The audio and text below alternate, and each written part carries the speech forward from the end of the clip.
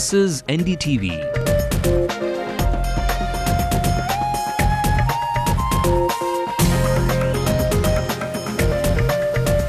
And you're watching Ndtv-Hindu.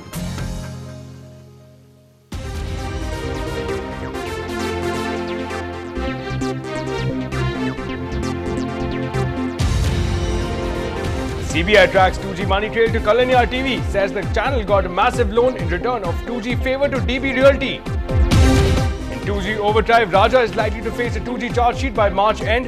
The Supreme Court demands a special court hearing.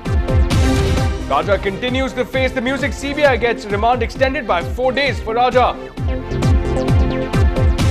And Baragan takes a dig at Amma's sick leaves. AIDMK is not impressed. Stages a walkout from the assembly. Student suicides on the rise. Another student from Pulianthope takes the extreme step. Parents allege foul play.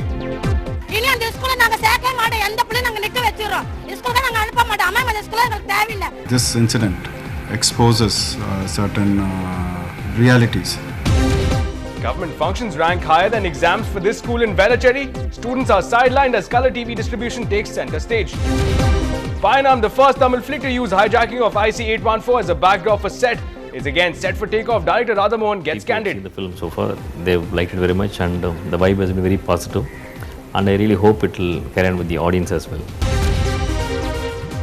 A very good evening and welcome to Headlines Now with me, Ashmit. Well, a lot is happening across the country as well. Let's take a look at some of the top stories. The government's panel to probe the ISRO deal has two people who were in the decision making. One of them, a former cabinet secretary, tells NDTV that the probe is not a cover-up. We are shattered, but we will take our battle to the Supreme Court. Activist Binayak Sen's wife tells NDTV. A drunk CRPF Jawan shoots down a national level athlete because she refused to share her mobile phone number.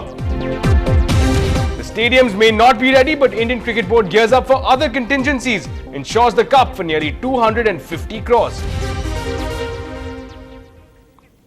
Well, first up in our top story, even as the CBI continues into its investigation into the 2G scam, it is translating into nervous moments for quite a few in Chennai. In its report to the Apex Court, the CBI claimed that they're exploring a possible money trail leading up to Kalanya TV. Now remember that members of the first family of the DMK, Dayalu Amal and Kanimuri, have a majority stake in the channel. The CBI is also investigating possible kickbacks that the channel received in form of a loan from DB Realty. Now again, DB Realty and its associate Swan Telecom are at the epicenter of these 2G investigations.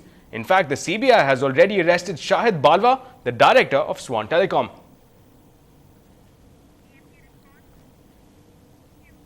Well, meanwhile, news just coming in, the DMK spokesperson TK Salangovan has denied any knowledge of money flow from DB Group to Kalanya TV.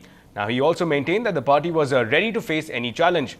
And on being questioned about the Supreme Court fast-forwarding the 2G investigations, interestingly, he welcomed the move and remarked that all corruption cases should be expedited. Well, Radhika Iyer, our senior editor, joined us for more details on this one explosive development. Again, the CBI targeting this one area of investigations, the money trail leading up to Kalanya TV.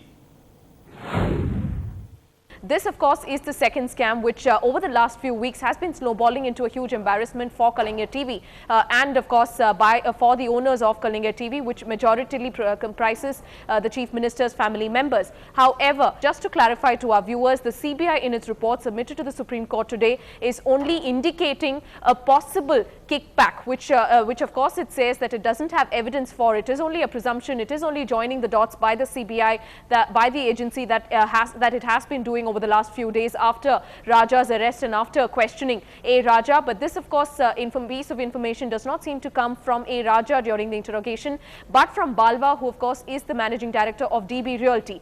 Now, the possible plan that the CBI has drawn out of interrogation from Balwa is that in 2008, A. Raja allegedly played favoritism to DB Realty to grant them 2G license, and in return of that favor, DB Realty has given a loan of over 210 crore rupees to Kalanya TV in the fiscal year of 2009 and 10. Now, this again is a possible link to the 2G scam. However, there is no evidence to support that, but sources within Kalanya TV and their financial management continue to maintain that the channel is run professionally and that as per the schedule and as per the agreement, the interest was paid and the loan has been waived off and repaid to DB Realty because of a disagreement. Apparently, DB Realty and Cineyug, a firm which is connected to DB Realty, was interested in having a 30% stake in Kalinga TV, which of course the management was not very happy with. And just as an enlightenment to our viewers, to take about 20 seconds more,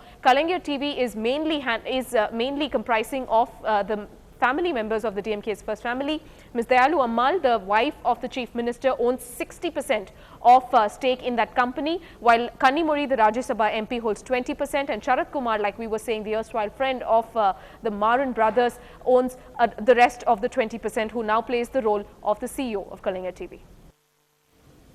Well, moving ahead, and speaking of those investigations, the CBI has gained an edge in the ongoing 2G investigations. The investigating agency has been granted remand for Raja for 4 more days. Now, this will allow the agency to question both A. Raja and Shahid Balwa together. Now, Shahid Balwa, the director of Swan Telecom, was brought to Delhi last evening. CBI sources say it now has evidence that A. Raja gave Balwa an undervalued spectrum deal. In return, Balwa channelized kickbacks for Raja into real estate business, an area where Raja is believed to have a huge presence.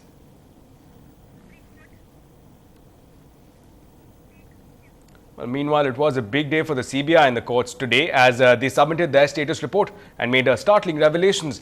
And now the top court has said that the government must assure that a special court will hear this case. Now, it has also stated that it does not want to pass an order if the government sets up a special court. Meanwhile, the CBI has been asked to file the first charge sheet in the case by the end of next month, that's March 31st. The Supreme Court has also demanded that the probe should also cover culpability of beneficiaries in this scam. Now, sources, however, say that the agency might not be able to complete its entire probe by the 31st of March. The CBI is currently focusing on unraveling the role played by Swan Telecom and Unitech Limited.